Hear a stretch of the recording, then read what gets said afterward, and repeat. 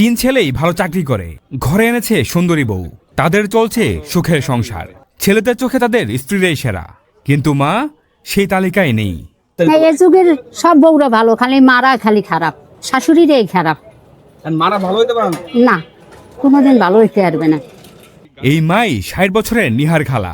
২৩ বছর ধরে পিঠার চুলার আগুনে পড়েছে তার জীবন। আজও নিজের খরচ নিজেই তুলেন, কারো করুণা কারো দয়া নেন না।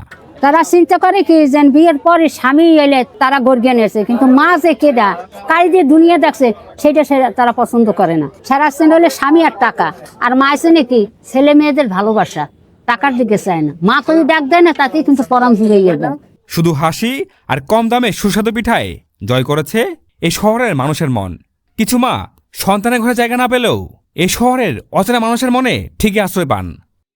মায় কোনোদিন চায় না সন্তানের কাছে টাকা দাও, মা কই ডাক্তার দেয় না, তাতেই কিন্তু কইছে ভরিয়ে যায়।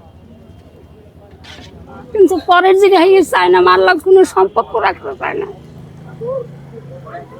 তা আমি চিন্তা করি না, ঠাকুরেও আল্লাহ তালা ছেলে মেয়ে দিয়েছে, যে বদলা দেবে সে পয়সা পায়। আর কাজ করতে আছে পয়সা পাইতেছে, কাজ করবো না পয়সা পাবো না। তা আমার দিন তো একরকম আল্লাহ পাক নিয়ে গেছেন, তা তাগো কি হইবে সেটা তারাই জানে। আমি তো দুনিয়াতে থাকবো না কয়দিন, যার জন্ম আছে তার মৃত্যু আছে। তো সবসময় নামাজ পড়তে আমি দোয়া করি আমার সন্তানগুলো।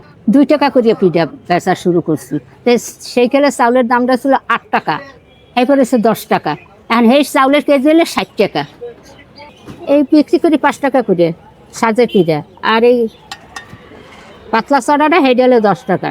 কি মরলে জানি মাটি দিতে আর খালি এই দোয়াই করি, আর কিছু দোয়া করি না। আমি যদি মরে যাই আমার তেনো ছেলে জানি আমার জানি মাটি দিতে পারে, ঠাকুরদারে আর আমার কোনো কিছু চাওয়া পাওয়া নেই। এইটুকুটা চাওয়া পাওয়া। প্রতিদিন আনুমানিক মানে কয়শো পিঠা সেল হয়? হেই আমার কোনো হিসাব নেই বাবা, আনুমানিক যদি বলতেন। হেই কোনো হিসাব নেই। হ্যাঁ ইনশাআল্লাহ, আল্লাহ পাক আমারে যা দেয় ইনশাআল্লাহ আমি চলতে পারি। পছন্দ করে আপনারে সবাই আসলে খোঁজ খবর নেয়, কথা বলে, এটা কি সময়ের জন্য নাকি মানুষ আপনাকে ভালোবাসে, আপনার খাবার পছন্দ করে? না, আমার ভালোবাসি সবাই আসে। আমি অনেকে অনেক কথা বলি রাগ হইয়া, কিন্তু তারপর হ্যাঁ হাসিয়ে উড়িয়ে দেয়, কিন্তু তারা মাইন্ড করে না আমার কথায়। হাসিটা খুব সুন্দর। বর্তমান দেশের যে পরিস্থিতি, আগের যে ডিজিটাল দেশ, কি বললেন? ও আসলে সোনার বাংলা, এবার হয়েছে স্বাধীন বাংলা, এইবার হয়েছে ডিজিটাল বাংলা, এইবার হয়েছে স্মার্ট বাংলা। এখন সামনে যেন কোন বাংলা হেই কইতে পারি না, বাংলার কোনো শেষ নাই। কোন বাংলাটা আপনার পছন্দ হয়েছে?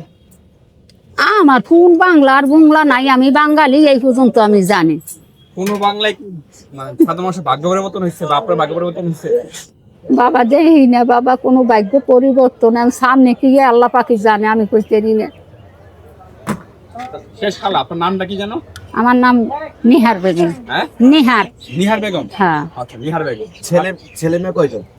আমার 3 ছেলে 3 মেয়ে।